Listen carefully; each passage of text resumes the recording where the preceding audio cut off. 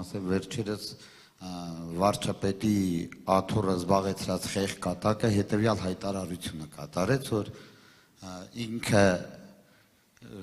կներեք արտահայտությանս, որ իր բառը պաշարով եմ տենց ներկայացնում, որ ինքը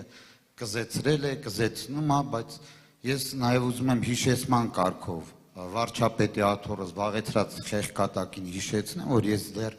20 թվականին Վայոց ձորի մարզի Գետապ գյուղում գերեզմանատան, որտեղ որ հանգչում էին 44 օրյա մեր հերոսները,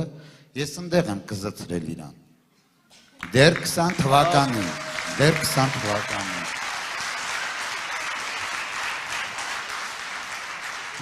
Եվ ուզում եմ, որ մեր ժողովուրդը իմանա, որ խաղաղությունը ու ՔՊ-ն